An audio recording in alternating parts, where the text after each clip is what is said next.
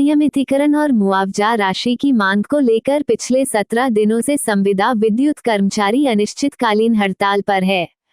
अब हड़ताल को लेकर कलेक्टर ने आदेश धारा 144 लगाते हुए आंदोलन खत्म करने की चेतावनी दी है, जिसके बाद कर्मचारियों ने आरोप लगाते हुए कहा है कि ये आंदोलन को तोड़ने की साजिश की जा रही है। विवेक भगत संविदा विद्युत कर्मचारी संघ के प्रदेशाध्यक्ष ने कलेक्टर के जारी आदेश को तुगलकी फरमान बताते हुए कहा है कि यह आंदोलन को खत्म करने का एक षड्यंत्र है, जिसे हम समझ चुके हैं। जब तक हमारे शरीर में जान रहेगी, अपनी मांग को लेकर लड़ते रहेंगे। धरना स्थल पर हम बैठे रहेंगे, चाहे जितना भी नोटिस जारी कर लिया जाए, धरना स्थल से नहीं हटेंगे। साथ ही संघ के महामंत्री ने कहा कि आंदोलन को तोड़ने के लिए जिला प्रशासन की कोशिश है, जिसे हम समझ चुके हैं। पुलिस द्वारा बार बार प्रेशर बनाया जा रहा है, लेकिन हम धरना स्थल नहीं छोड़ेंगे, अनिश्चितकालीन हड़ताल जारी रहेगी। आगे उन्होंने कहा, पिछले 1.5 माह से हमने कार्य का बहिष्कार किया है। पिछले 17 दिन से अनिश्चितकालीन हड़ताल पर हैं, लेकिन कोई सुनवाई नहीं हुई है। सरकार और प्रबंधन सिर्फ अपनी मनमानी कर रहा है। इतना दिन हो गए, 1.5 महीना कार्य बहिष्कार हो गए, 17 दिन हमारे अनिश्चितकालीन आंदोलन में बैठे हुए हैं। उसके बावजूद भी कंपनी प्रबंधन न तो वार्ता करना चाहता। इस प्रकार का कंपनी प्रबंधन का हठधर्मिता औचित्यहीन है। और हमारी सिर्फ 2 मुख्य मांगे हैं कि सर्वप्रथम रिक्त पदों में हमको नियमित किया जाए। जो हमारे विभाग में 3200 के रिक्त पद है, उसमें हमको नियमित किया जाए। दूसरा जो है, दिवंगत परिजन को जो है अनुकंपा नीति जाए। 25 दुर्घटनाएं हो चुकी है और 25 दुर्घटना मृत्यु हो चुकी है, और न जाना कितना ऐसे दुर्घटनाएं हुई जिसमें जो है हाथ पैर जल गए, हाथ पैर काटने की नौबत आ गई। उसके बावजूद भी अगर कंपनी प्रबंधन और सरकार को होश नहीं है, तो ये उनका दुर्भाग्य है। अपने कर्मचारियों को अगर सुविधा नहीं दे पा रही है, तो ऐसे सरकार और प्रबंधन को जो है छोड़ के हमारे संविदा कर्मचारियों को जिम्मेदारी देना चाहिए, जो भली भांति निभाते हैं, पढ़े लिखे लोग हैं। 10वीं के सभी अर्हता को पूरा करने के आने के बावजूद भर्ती प्रक्रिया निकालता है। आप बताइए, जिस योग्यता के लिए आप दोबारा भर्ती उसी की प्रक्रिया देंगे क्या? ये पूरी तरीके से अन्यायपूर्ण है हमारे खिलाफ, और हम चाहते हैं कि जो रिक्त पद है उसमें जल्द से जल्द नियमित किया जाए। यहाँ हो चुके हैं और लगभग 2 महीने से ज़्यादा हो गया अन्य अन्य स्थलों पर। तो अब तक किन किन से मुलाकात हुई और क्या कुछ बात सामने आई है? अभी तक हम लोग जो है अपने से प्रयास किए कि किसी मंत्रिमंडल से मिले, मंत्री से मिले। तो हम लोग जो TS बाबा और ताम्रध्वज साहू से मिले, तो उन लोग जो है 1 मिनट भी नहीं लगा कर दिए कि ये उनका विभाग है, मैं कुछ नहीं कर पाऊंगा, हाथ खड़े कर दिए। कल लास्ट प्रदर्शन किए, माननीय श्रम मंत्री जी के यहाँ से फोन आता है। ये सब करने से क्या मतलब है? ना बातचीत नहीं करना चाहते हैं, ना जाने क्या क्या हथकंडे अपना रहे हैं हमें यहाँ से हटाने के लिए। हम चाहते हैं कि ये नोटिस 11 बजे नोटिस आता है कलेक्टर जी का कि आपको जो है धरना नहीं रहना है, ट्रेन को हटाना है, आम जनता को असुविधा हो रहा है। हम भी तो आम जनता है, हमें भी तो तकलीफ हो रही है, हमारे घर परिवार को तकलीफ हो रही है, उसको कौन देखेगा? मुख्यमंत्री का विभाग है, तो क्या मुख्यमंत्री जी की तरफ से कोई सलाहकार समिति का कोई व्यक्ति आके आप लोगों से बातचीत किया? मुख्यमंत्री जी या किसी भी प्रकार के सरकार के नुमाइंदा तक की यहाँ कोई उपस्थित नहीं हुआ है, न सुधी ले रहा है। इस प्रकार का रवैया सरकार का औचित्यहीन है, उद्देश्यहीन है।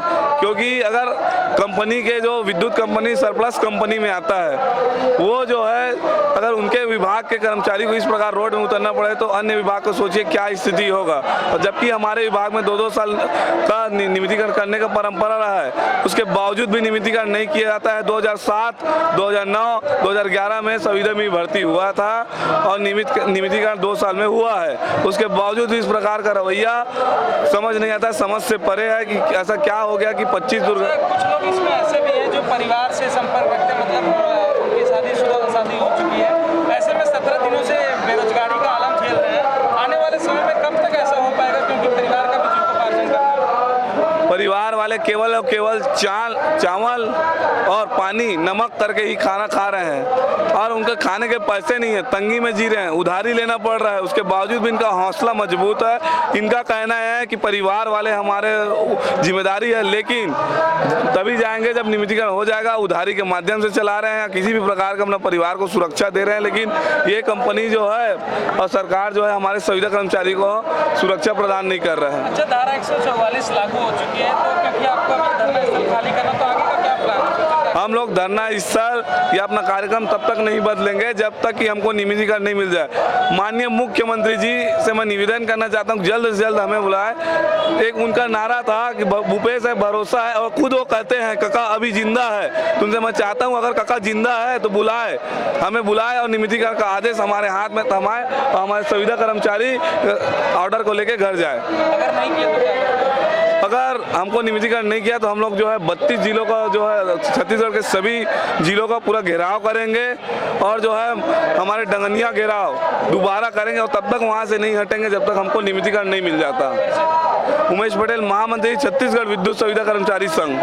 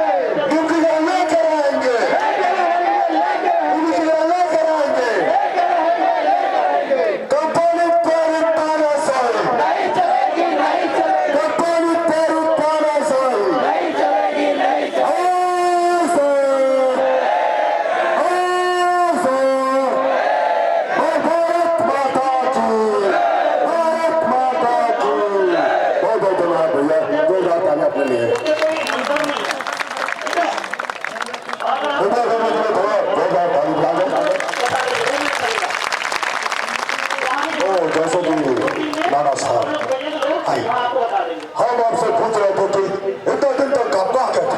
आज तो मेरे थे हमारे इन 2500 भाइयों के सामने में आए।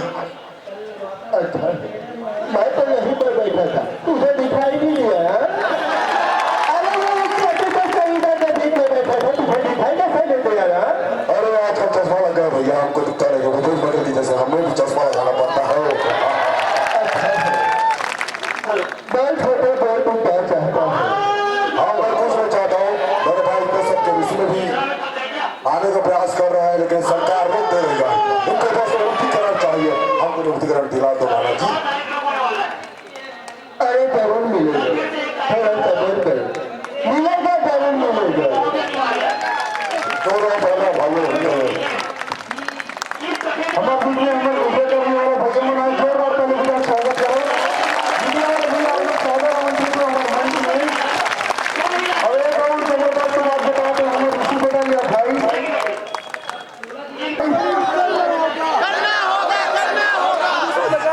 जितना भी बाहर में बैठे हैं सब पंडाल के अंदर में आ जाओ।